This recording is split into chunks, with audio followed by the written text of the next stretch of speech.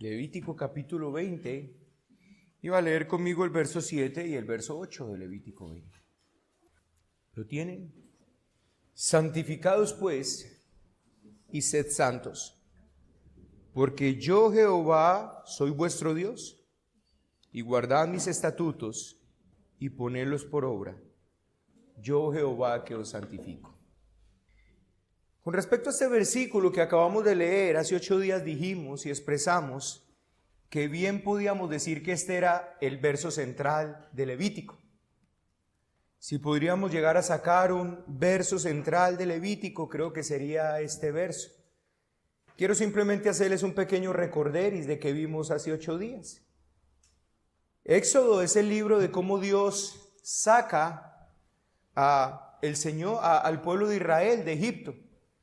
Pero Levítico es ver cómo el Señor les da normas, leyes y les establece como una nación especial, haciendo que el pueblo de Egipto o que el Egipto que está en el corazón de este pueblo salga de él.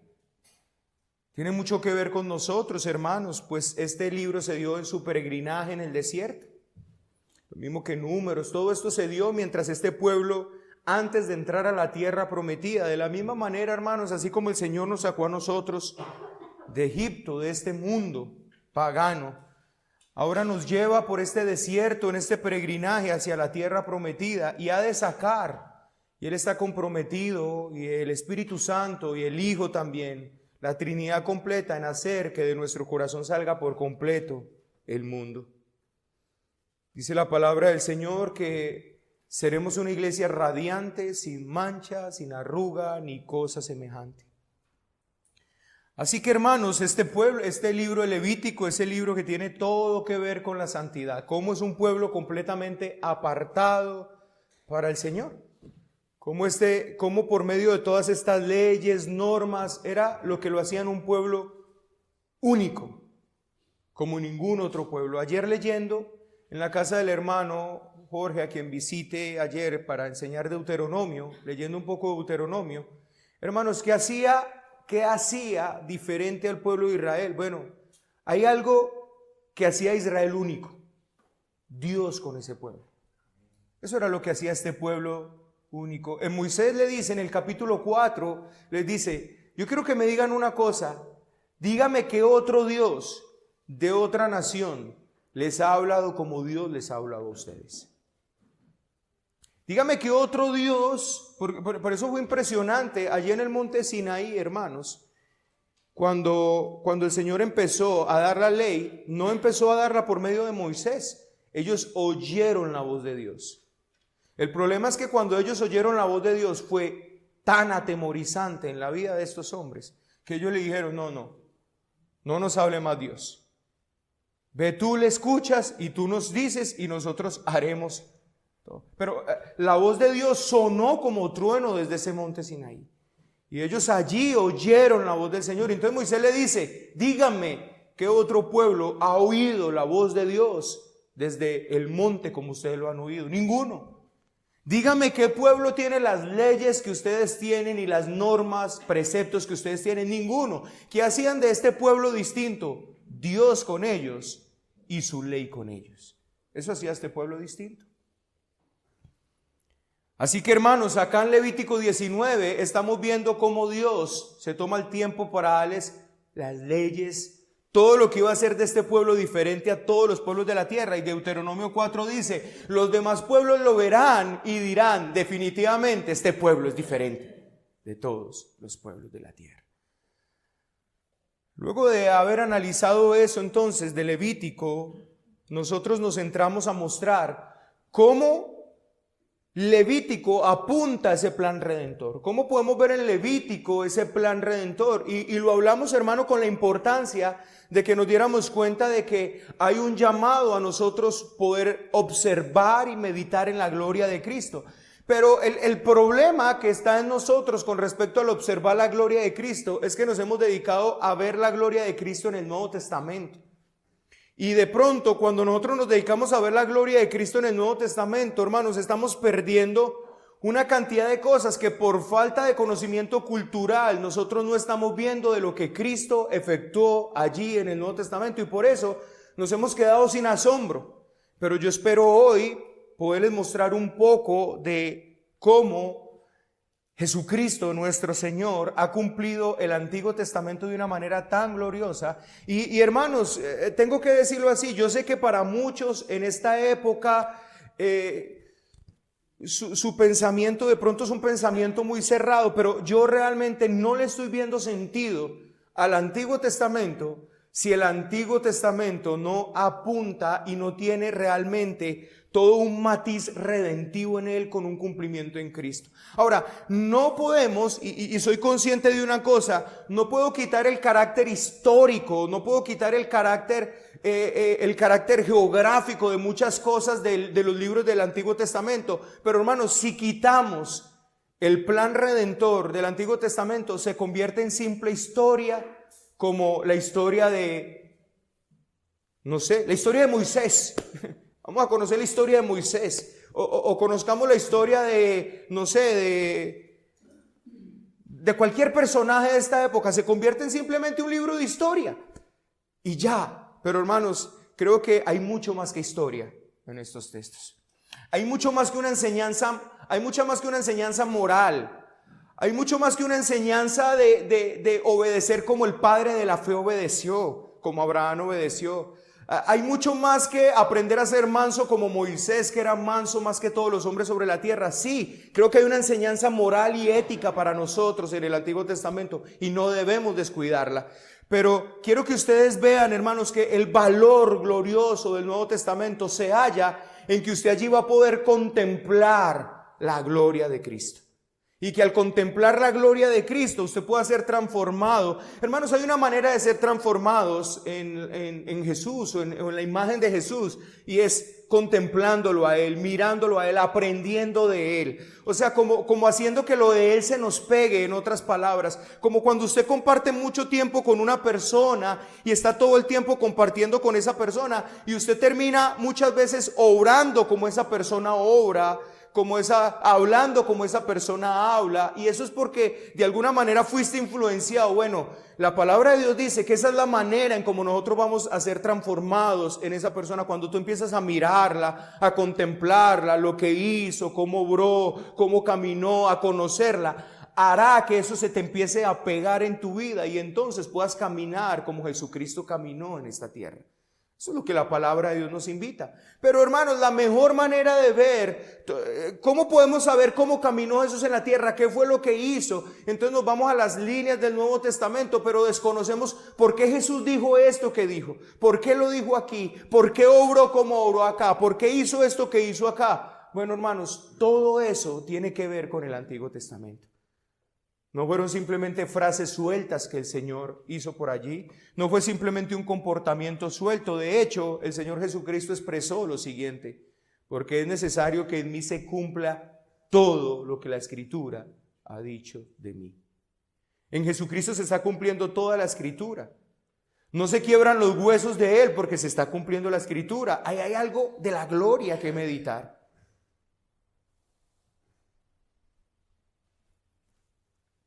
Así que, hermanos, leímos hace 8 días el capítulo 23 de Levítico. En el capítulo 23 de Levítico tenemos 7 fiestas solemnes. Fueron fiestas instituidas por el Señor, fueron fiestas infinitamente importantes. No son una serie de celebraciones culturales como hace el mundo occidental, esto lo dije hace 8 días, donde cada uno tiene la celebración de sus propios dioses. No, hermanos, si usted se da cuenta, estas fiestas no eran un invento del hombre, no fueron ellos que dijeron vamos a hacer esto, vamos a celebrar esto, no. Es Dios quien les dio estas fiestas. No eran fiestas donde ellos donde ellos tenían unos deleites carnales con francachela, bailes, comilona, no. Eran convocaciones santas que hacía el Señor para con ellos y que tenían un pleno cumplimiento en Cristo. Así que, amados hermanos, muchos hoy pretenden seguir siendo gentiles en sus corazones. Terrenalmente no cambiamos nuestra nacionalidad, pero espiritualmente sí, dijimos hace 8 días. Y necesitamos comprender esta serie de enseñanzas que vemos de pronto aquí en Levítico para que nosotros de alguna manera, hermanos, podamos entender la gloria que hay de Cristo allí. Estas fiestas eran perpetuas. No eran fiestas que se hicieron con una idea de que se acabaran. Entonces usted preguntó, entonces las tenemos que seguir celebrando. Vamos a mirar qué dice la Escritura. Levítico 23:14 dice que son fiestas perpetuas. Mateo 23:21 dice que son fiestas perpetuas. Mateo 23:31, dice que son fiestas perpetuas. Y Levítico 23:41 también dice que son fiestas perpetuas. Y como se los expresé hace 8 días, la palabra perpetua aquí es olam. Y si ustedes recuerdan, la palabra olam es la palabra que se usa para referirse a Dios como el eterno. Él es el olam, el eterno. De hecho, aquellos judíos mesiánicos que quieren hacer que la iglesia se judaice, no llaman a Dios Dios, sino que lo llaman el eterno. Usualmente es la palabra con la que ellos se refieren a Dios y utilizan precisamente esa palabra hebrea, el olam. Así que estas fiestas tenían una connotación eterna. Cuando hablamos de que eran perpetuas, era que eran eternas, tienen un cumplimiento eterno. Y vamos a mirar, hermanos, que estas fiestas realmente no han terminado, no han acabado. Y si son eternas, quiere decir que son inmutables, y esto es precisamente lo que Cristo le da a estas fiestas solemnes, un carácter de eternidad. O sea, hermanos, en Cristo, estas fiestas solemnes que usted ve en Levítico capítulo 23, se les da verdaderamente ese carácter perpetuo y eterno. Usted y yo ya no las celebramos como los judíos las celebran, pero al usted y yo estar en Cristo, verdaderamente estamos celebrando estas fiestas perpetuamente. Vamos a mirar, hermanos, cómo se cumple esto en nuestras vidas. Así que, hermanos, estas fiestas fueron ordenadas por el Señor, Él es su dueño, y ellas juntas forman el calendario profético de Dios. Ellas enmarcan la gloriosa figura de nuestro Mesías Redentor. Cada una de estas fiestas marcaron un plan o marcaron un aspecto perfecto en el plan de la salvación, el plan redentor por medio de nuestro Señor Jesucristo. Me gustaría preguntarte en este momento, ¿cuántas de nuestras celebraciones o fiestas fueron ordenadas por Dios?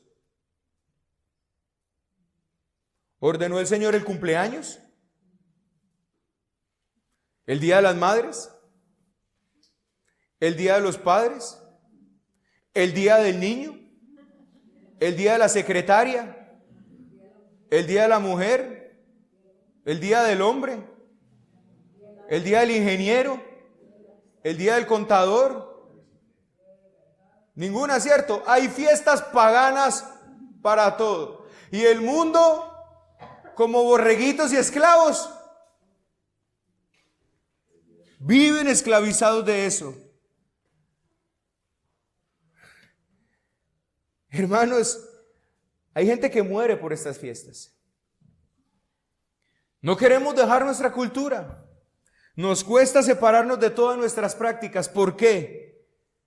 Porque si usted se da cuenta, estas fiestas nos alimentan a nosotros. El cumpleaños, ¿para quién es la gloria? ¿A quién celebra el Día de la Madre? ¿A quién celebra el Día del Padre?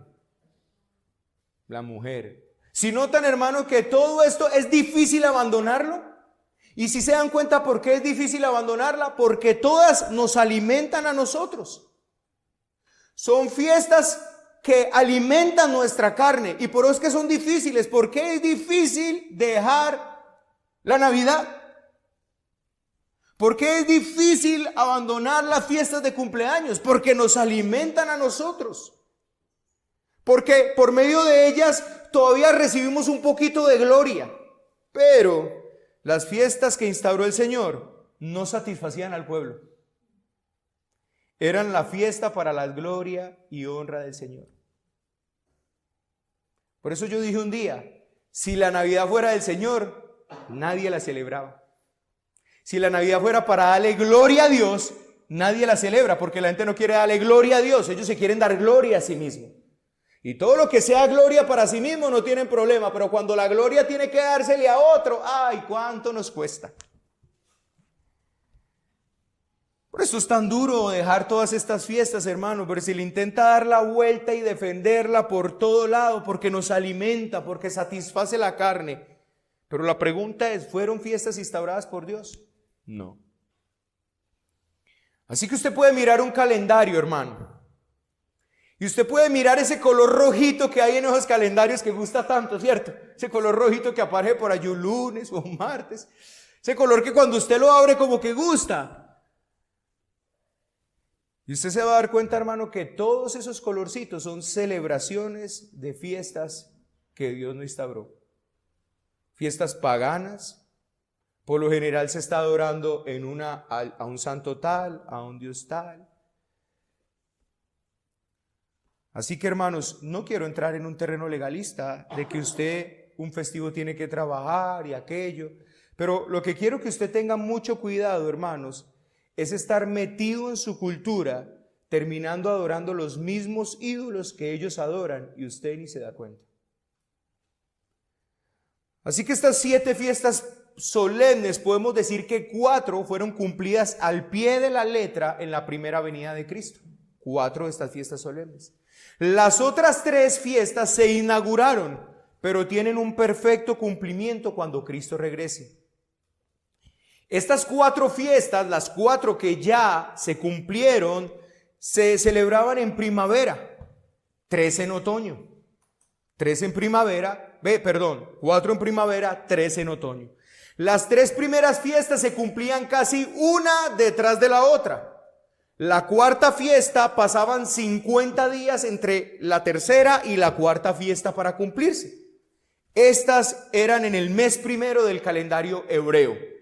Llámese Nisan o Abib, como quiera llamar ese mes. Y las otras 3 eran el mes séptimo, en el mes de Tisri. Jesús cumplió las 4 primeras fiestas exactas del calendario hebreo. Exacto. La primera fiesta es el Pesaj, o la primera fiesta es la que conocemos como la Pascua, y esa la aclaramos hace 15 días cuando les expuse Éxodo. Cuando hicimos el estudio de Éxodo quedó claro cómo Jesús era el cumplimiento de esa fiesta.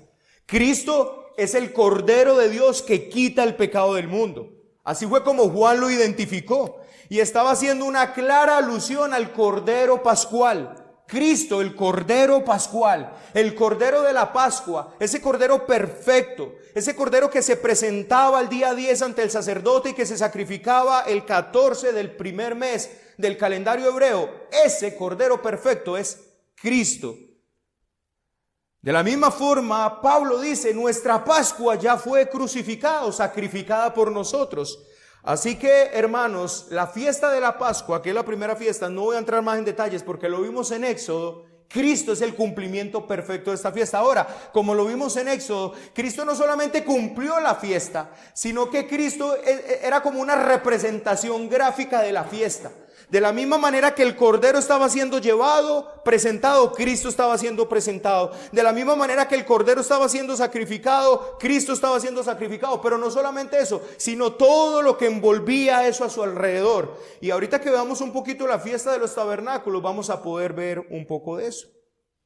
Así pues, cuando Cristo estuvo colgado en esa cruz, muriendo a las 3 de la tarde, justo en el momento que empezaba el sacrificio en el templo, ese es el grito de Dios. He ahí el Cordero verdadero de Dios.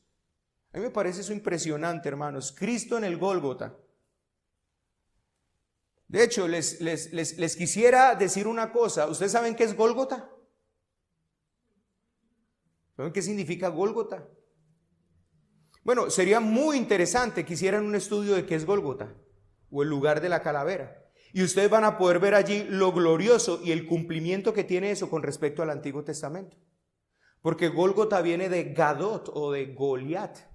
Entonces sería muy interesante que hicieran un estudio con respecto a esto para que miren cómo aún que estuviera llevado a ese monte llamado Gólgota, lugar de la calavera, tiene un pleno cumplimiento al Antiguo Testamento. Todo el idioma neotestamentario, hermanos, eran claras alusiones a lo que iba a suceder o estaba por suceder. Por ejemplo, Cristo en el capítulo 15 les enseñaba a sus discípulos que debían permanecer en Él. ¿Se acuerda?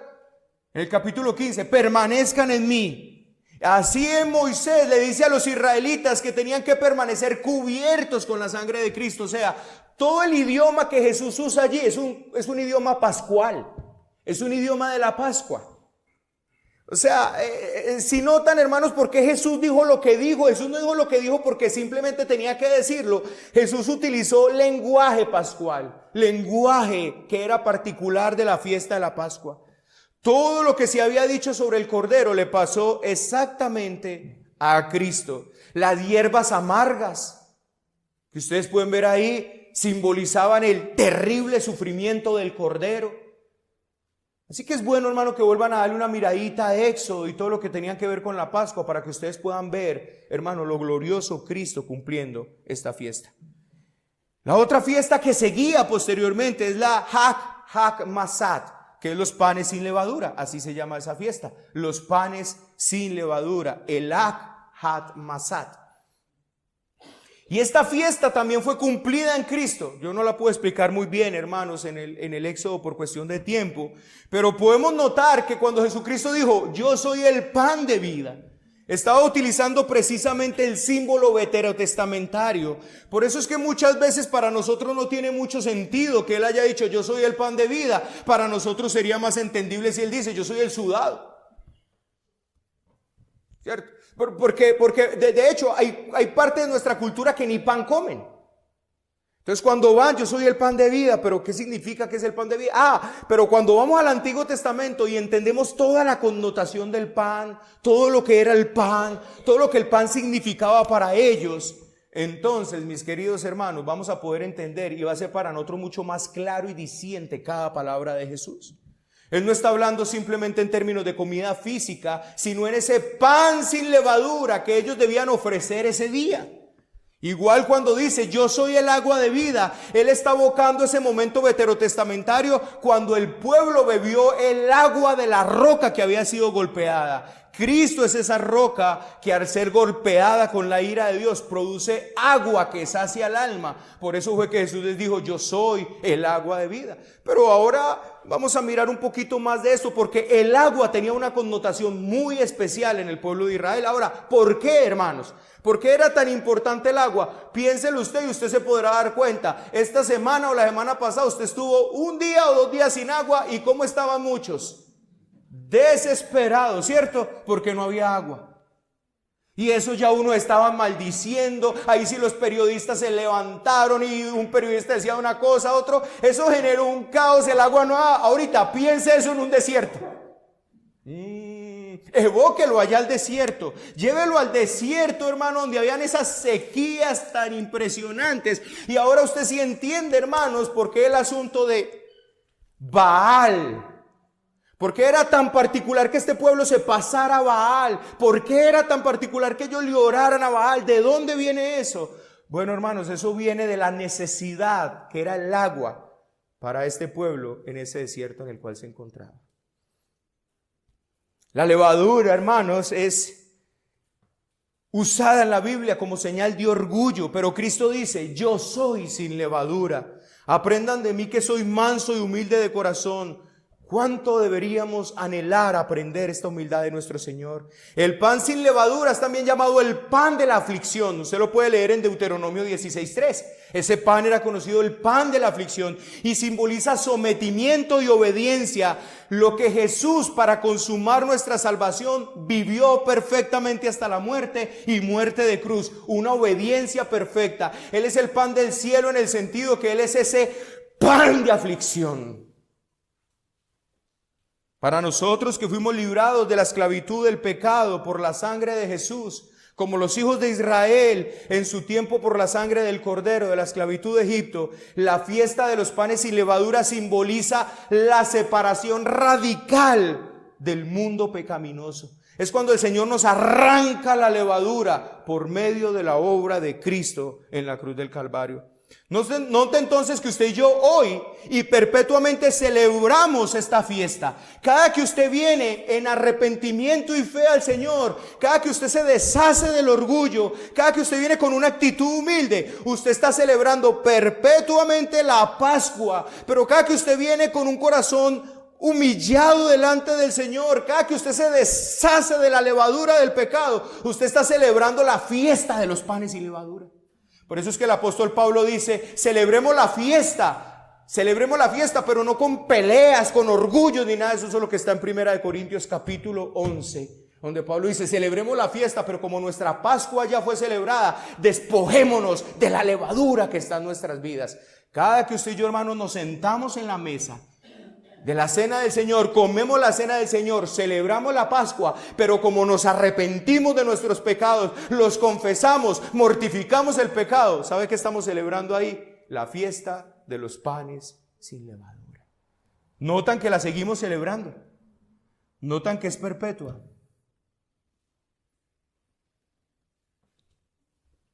Cada domingo, mientras celebramos el sacrificio de Cristo, afligimos nuestros corazones y nos deshacemos de toda levadura de pecado. Celebramos la fiesta en humildad y con gran regocijo en nuestra libertad de la condenación del mundo. La vieja vida pecaminosa debe ser dejada rápidamente y se debe comenzar a andar una vida sin pecado. El éxodo de Egipto indica la necesaria y radical separación de los salvados de este mundo pecaminoso. Así pues, la fiesta representa el cuerpo de Jesús, muerto por nosotros y sepultado, pero también representa nuestra salida de una vida de pecado. El pan era escondido, el pan del medio era escondido en la fiesta de los panes sin levadura. Eso lo hacían en la Pascua. Usted puede leer sobre esto en el Antiguo Testamento. El pan del medio. Qué interesante, hermanos, que en la Trinidad parece que Jesús fuera el del medio, ¿no? Era escondido. ¿Se escondía cuánto? 3 días. Salía, lo comían con regocijo durante ese tiempo. Bueno, hermanos, tu Señor fue sepultado 3 días. El pan del medio. Salió victorioso a los 3 días. ¿Para qué? Él resucitó para resucitarte de una vida de pecado. Cuando usted y yo vivimos sin pecado, cuando usted y yo renunciamos al pecado, cuando usted y yo somos humildes, estamos celebrando la fiesta de los panes sin levadura. El Yom HaBikurim, las primicias, es la fiesta que seguía. La tercera fiesta es la fiesta de la primera gavilla, en hebreo el Omer, y cae en la semana de la Pascua, o sea, en el Pesach, y es descrita en la Biblia puramente como una fiesta de acción de gracias. La fiesta, según el versículo 11, caía el día después del Shabbat, o sea, el 8º día. Para que me comprendan, o sea, bueno, son 7 días, pero entonces el día después del Shabbat, que era el 7º, era el 8º, o sea, el primer día de la semana. Desde cuando se debían contar 7 semanas hasta llegar nuevamente el día del Shabbat, día en que se celebraría la 4ª fiesta, llamado el Shavuot o Pentecostés. La fiesta se celebraba el domingo. Lo interesante ahora, hermanos, es que Jesús resucitó precisamente el primer día de la semana, después del Shabbat, siendo así el primero de entre los muertos, tal como lo dice Corintios 15:20. Mas ahora Cristo ha resucitado de los muertos, gavillas, primicias de los que durmieron es hecho. Cuando Cristo resucitó, está celebrando la fiesta de las primicias, la fiesta de las gavillas. Él fue la primera primicia presentada al Padre. Notamos nuevamente la palabra, hermanos, que se conecta con la literatura veterotestamentaria. Ese texto de Levítico 23 no está así simplemente, me interesa como que celebren estas fiestas para que me den gloria a mí. No. Todas tenían un perfecto cumplimiento en lo que Cristo iba a hacer para la redención de su pueblo. Cuando Cristo resucita, ese primer día de la semana, ese era el día que se celebraban las primicias. Se presentaba al Señor lo mejor. Nuestro Cristo fue levantado ese día, ofrecido como primicias de los que durmieron. La fiesta de las primicias tiene dos connotaciones. Jesús es las primicias, mas ahora Cristo ha resucitado de los muertos, primicia de los que durmieron es hecho. Por cuanto la muerte entró por un hombre, también por un hombre la resurrección de los muertos. Porque así como en Adán todos mueren, también en Cristo todos serán vivificados. Pero cada uno en su debido orden. Cristo las primicias, luego los que son de Cristo en su venida. Y la resurrección de Jesús marcó, escuche, el principio de la cosecha de almas, las gavillas ofrecidas al Padre. Jesús le respondió diciendo: ha llegado la hora para que el Hijo del Hombre sea glorificado. De cierto os digo, que si el grano de trigo no cae a tierra y muere, queda solo. Pero si muere, lleva mucho fruto. Si yo fuere levantado de la tierra, a todos atraeré a mí mismo. Así que la fiesta de las primicias tiene doble connotación en Cristo. Primero, Él es presentado como primicia delante del Señor, pero posteriormente la cosecha de almas que viene de ahí en adelante en el Señor, que van a ser presentadas a nuestro Padre como gavillas por estar en Cristo. Pentecostés. La cuarta fiesta en hebreo es llamada Shavuot. Significa fiesta de las semanas. Había de contar 7 semanas más un día desde la fiesta de las primicias hasta la fiesta de los primeros panes, o sea 50 días. Esta fiesta se encuentra como un eslabón entre las 3 fiestas pasadas y las 3 fiestas que vienen. Es como un eslabón que une las fiestas. Jesús, antes de ascender al cielo, manda a sus discípulos que ellos no se deben alejar de Jerusalén hasta que se hubiese cumplido la promesa del Padre. Hechos 1:4 lo pueden ver. Los acontecimientos espectaculares del día de Pentecostés, como nos lo cuenta Hechos 2, encajan exactamente en el modelo del Antiguo Testamento. La semilla del mensaje de salvación que Jesús presentó como la semilla de la palabra de Dios había traído su primer fruto. En un día, tras la predicación de Pedro, cerca de 3,000 almas fueron agregadas a la iglesia, Hechos 2:41. Como los primeros frutos de la nueva cosecha, ellos fueron como un sacrificio de agradecimiento delante de Dios. De ahí en adelante el Señor añadía cada día a la iglesia los que iban de ser salvos. Pero también el segundo aspecto de la celebración tiene que ver, hermano, con lo que pasó en la legislación de la ley en el monte Sinaí. El día que Israel recordaba la legislación y el pacto en el Sinaí, Dios confirmó el nuevo pacto por medio del milagro del derramamiento del Espíritu Santo en forma de llamas de fuego, acompañadas por el rugido del viento y las voces en otras lenguas, lo cual produjo asombro y espanto en los presentes. ¿Entienden ese idioma? ¿Entienden qué pasó en el monte Sinaí? ¿Recuerdan qué sucedió? ¿Qué pasaba en el monte Sinaí? Llamas de fuego salían de él. ¿Recuerdan qué sucedió con esa voz que salía de allí, que traía sobre los que estaban allí, que estaban tan espantados que le dijeron a Moisés, no? ¿Qué pasó en el Pentecostés? Hermano, una figura prácticamente igual.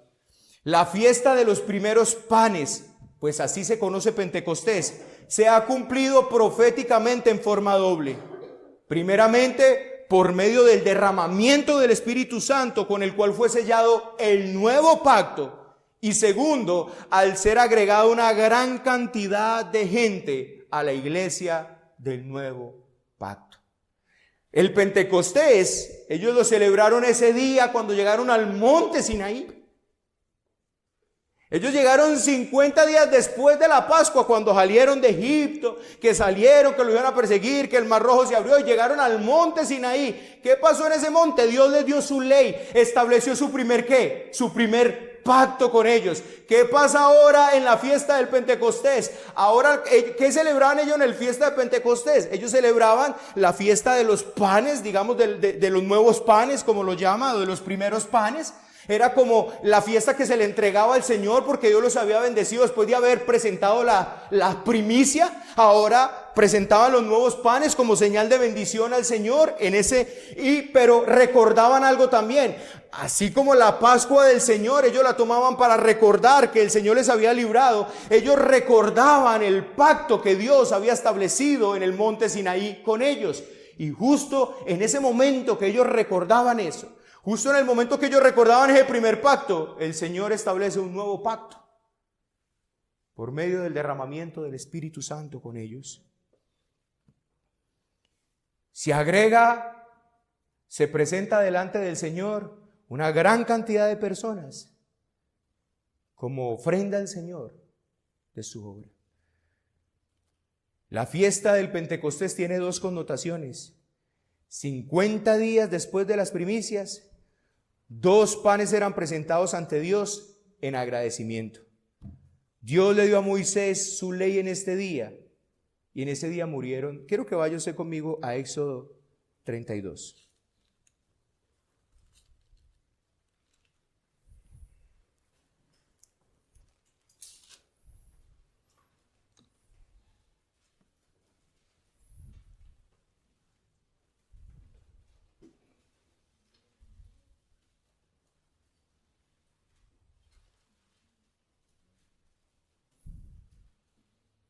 ¿Listo? Lea el verso 28 usted, por favor. Mire el lenguaje que está escrito allí.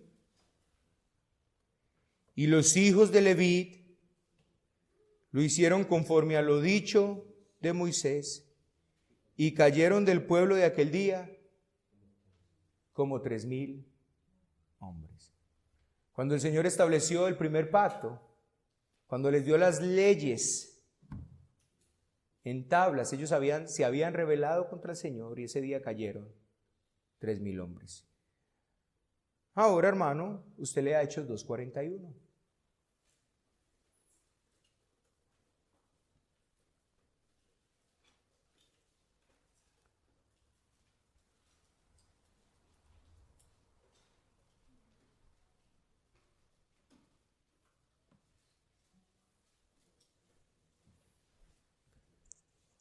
¿Le parece el mismo idioma o no?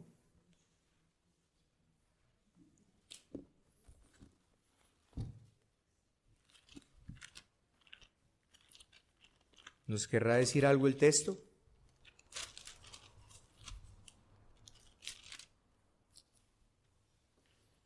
Así que los que recibieron su palabra fueron bautizados y se añadieron aquel día como 3,000 personas. Así que quiero que usted note esto. 50 días después de la resurrección de Jesús, el Espíritu Santo vino sobre los creyentes en el día de Pentecostés. Pero yo os digo la verdad, dijo Jesús, les conviene que yo me vaya, porque si yo no me fuere, el Consolador no vendría a vosotros, mas si me fuere, os lo enviaré. ¿Qué pasó ese día? En el monte Sinaí, Dios le dio sus leyes en tablas. En Pentecostés, Dios cumple su promesa de Ezequiel y pone sus leyes en su corazón. La ley en tabla, la ley escrita en los corazones por el derramamiento del Espíritu Santo. La ley en tablas, mueren 3,000 personas. La ley en los corazones, 3,000 son salvados.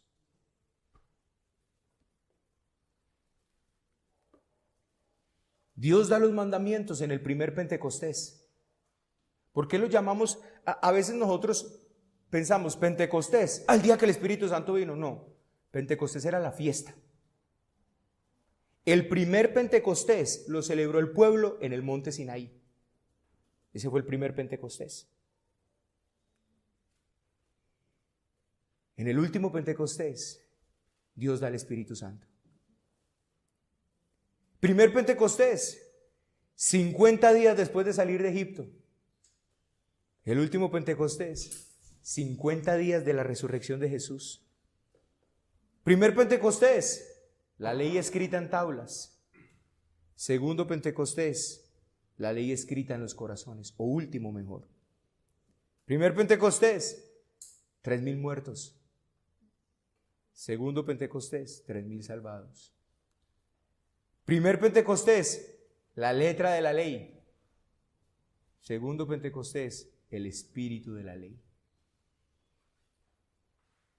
Tremenda lo que Cristo hizo, hermanos.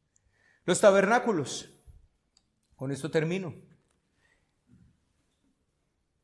Sukkot se llama la fiesta de los tabernáculos y se celebra en el mes de Tisrib. De aquí es que muchos han dicho, precisamente porque ese mes es entre septiembre y octubre, que entre septiembre y octubre es que va a venir el Señor Jesucristo. Por eso fue que Alducin llegó a decir algún día que el Señor venía en el mes de septiembre, precisamente por la fiesta de los tabernáculos que se celebra en septiembre. Nace como producto de las ordenanzas que vemos en Levítico capítulo 23 y con ella se evocan dos hechos puntuales. La gratitud de las cosechas del año, o sea, noten que cada fiesta tenía dos cosas particulares. Una fiesta donde se elevaba gratitud al Señor por algo, pero otra donde se conmemoraba algo. Esas son las connotaciones prácticamente de cada fiesta.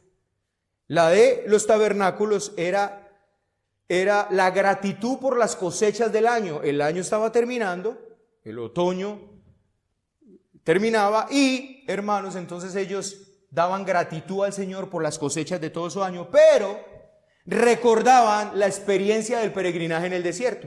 Por eso se llama la fiesta de los tabernáculos, porque ellos vivían en ese periodo, era una fiesta de 7 días, y durante esos 7 días ellos tenían que vivir, no importa si ya tenían casas construidas y todo eso, ellos vivían en enramadas, que es la palabra tabernáculo allí. ¿Por qué? Porque ellos recordaban en ese tiempo todo el peregrinaje en el desierto y cómo Dios en todo ese peregrinaje les había sustentado. En esta celebración el pueblo danzaba, estaba llena de júbilo, entonaban salmos, daban gracias a Dios por todas las bendiciones recibidas, pero a la vez tenían una esperanza mesiánica. Todas las fiestas tenían esperanza mesiánica, o sea, ellos por medio de la celebración de las fiestas también, el judío verdadero, el judío sincero, recuerden hermanos siempre esto, que el judío de corazón, no el judío de nacimiento, sino de corazón, cuando iba a sacrificar la ovejita, él tenía toda su confianza en el Mesías que iba a venir posteriormente a liberarlos. De la misma manera, el judío de corazón, no de nacimiento, cuando celebraba estas fiestas, las celebraba con una esperanza mesiánica, de que un día ellos iban a habitar para siempre en la ciudad de Dios. El último día ellos daban 7 vueltas alrededor del tabernáculo, o posteriormente a lo que fue el templo de Jerusalén. Y según el Talmud, y el Talmud es el texto principal del judaísmo rabínico, o sea, tienen todas sus historias, todas sus filosofías en el Talmud. Ellos dicen, esta fiesta era la fiesta que más gozo llevaba a que un israelita experimentara. Usaban el agua de una manera particular en esa fiesta. El sacerdote tomaba el agua, la vertía en el altar y era un símbolo del agua de vida eterna que posteriormente ellos iban a beber. Isaías 12, 1 a 6 dice lo siguiente: en aquel día, Isaías 12, 1, 6, mire lo que dice: en aquel día dirás, cantaré a ti, oh Jehová, pues aunque te enojaste contra mí, tu indignación se apartó y me has consolado. He aquí Dios es salvación mía. Me aseguraré y no temeré, porque mi fortaleza y mi canción es Jehová, quien ha sido salvación para mí. Mire lo que dice: sacaréis con gozo aguas de las fuentes de salvación. Y diréis en aquel día, cantad a Jehová, aclamad su nombre, haced célebres en los pueblos sus obras, recordad que su nombre es engrandecido. Cantad salmos a Jehová, porque ha hecho cosas magníficas. Sea sabido esto por toda la tierra. Regocíjate, canta, oh moradora de Sión, porque grande es en medio de ti el Santo de Israel. Esto era prácticamente, esto es como una manera gráfica de cómo ellos se celebraban ese día, cómo ellos se gozaban. Había el agua, de saber que Dios les había dado agua en ese desierto, que Dios les había provisto el agua durante todo ese tiempo, que aún de la roca salió agua para que ellos bebieran. Eso era una celebración, por eso el agua no faltaba en esta fiesta, y llegaba el sacerdote y tomaba el agua y de una manera especial la regaba sobre sobre el santuario allí en señal de todo lo que Dios había hecho por ellos. Era una celebración espectacular, esta fiesta de los tabernáculos. Ahora quiero que vayamos a un pasaje grandioso que nos muestra cómo esta fiesta apuntaba al Mesías. Juan 7. Juan 7.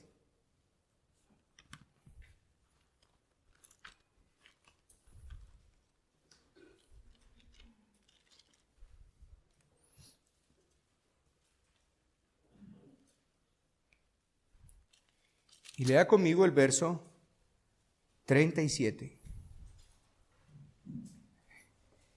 Y me gusta la connotación de el autor inspirado. En el último y gran día de la fiesta. ¿Cuándo? En el último y gran día de la fiesta. Juan 7:37. Jesús se puso en pie y alzó la voz diciendo: si alguno tiene sed, venga a mí y beba.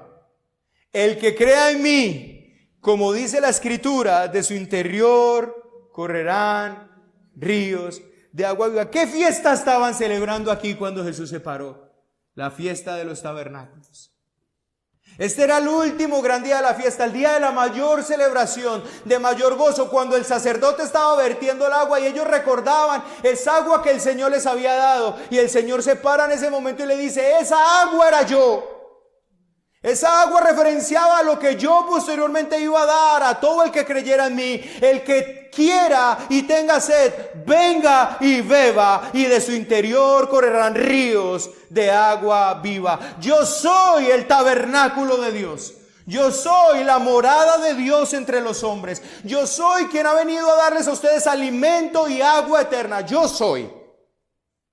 Eso es lo que está diciendo Jesús en esta fiesta. El que cree en mí, como dice la Escritura, como está escrito en la Biblia, el que cree en mí, de su interior correrán ríos de agua viva. Jesús, el tabernáculo perfecto. Ellos moraban en tiendas. El tabernáculo era señal de la presencia de Dios en ellos. No necesitamos buscar un gozo que nace de una fiesta.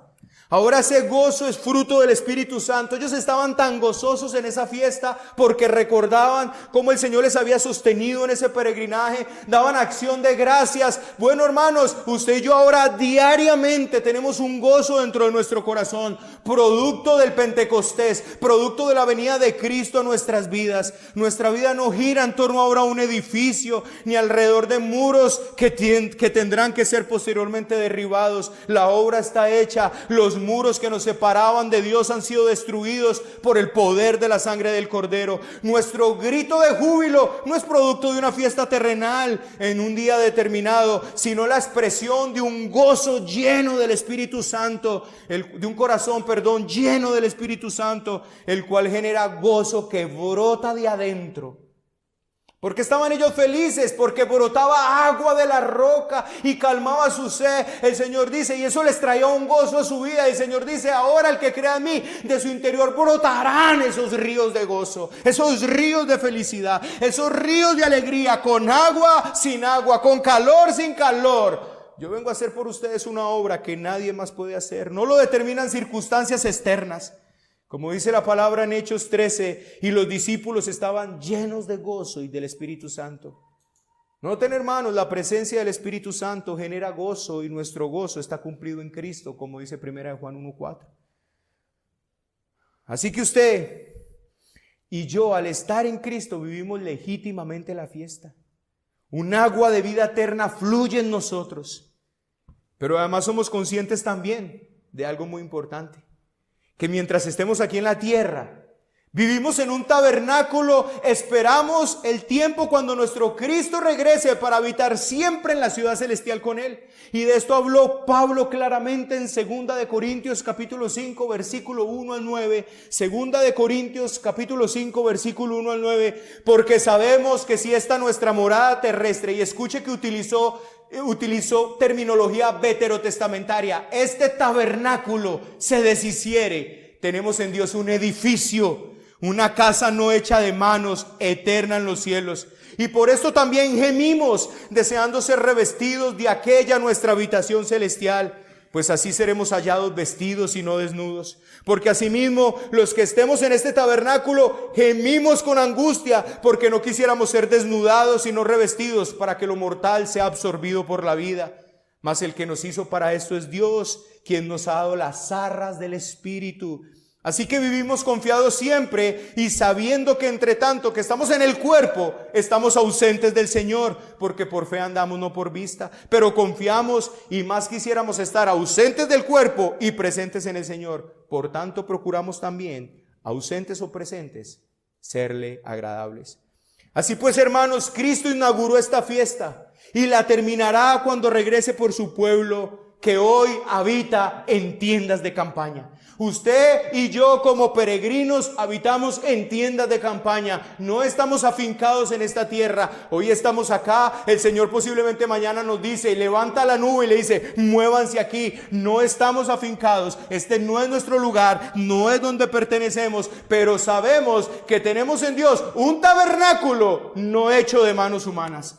Ahora aquí estamos en un peregrinaje y vamos en ese peregrinaje, y mientras vamos en este peregrinaje ya no recordamos que el Señor hizo brotar agua de la roca para que nosotros se calmara nuestra sed, sino que el Señor nos dio la roca de nuestra salvación para que de nuestro interior, mientras caminamos en este peregrinaje, tengamos un gozo que nadie nos lo puede quitar. Ellos tenían que experimentar cada año, ir a gozarse y recordar esto. Nosotros cada día, por la obra del Espíritu Santo, en este peregrinaje recordamos cómo Dios nos ha sostenido, cómo Dios ha estado con nosotros, cómo no nos ha dejado, cómo no nos ha abandonado, cómo aún sigue teniendo misericordia. Y usted y yo, día a día, minuto a minuto, por el gozo del Espíritu Santo, celebramos esa bendita fiesta del tabernáculo, donde recordamos que un día Él hará definitivamente tabernáculo con nosotros para siempre.